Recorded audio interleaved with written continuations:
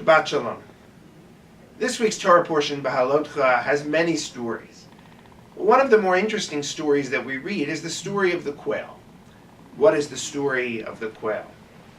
Well, as often is the case in the desert, the children of Israel are complaining to Moses. This time they're complaining that the manna, that mysteriously appears every morning for them to collect and eat, is not enough. They have a taste for meat. So, they complain to Moses. Moses complains to God. And God says to Moses, well, if they want meat, I'm going to give them meat.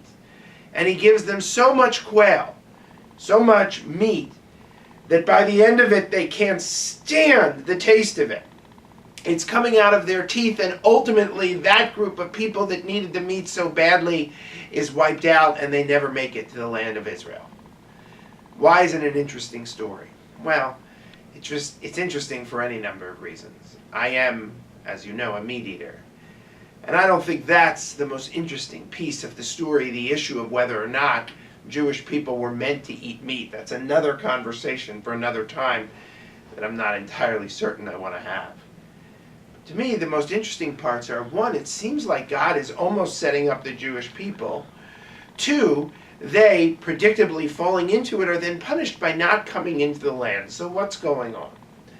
Well, I think the reality is that, like anything, eating meat is okay, as long as it's in some sort of moderation.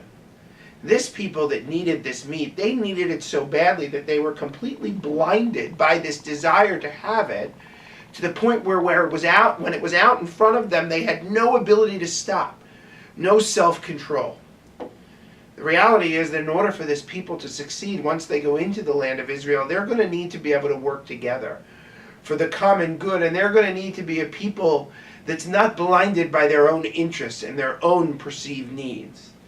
So maybe they didn't die because of some plague. Maybe they didn't make it into the land of Israel because this particular group of people could not be a successful part of this nation going forward because they were so blinded by their own needs to the point where it prevented them from making any good decisions.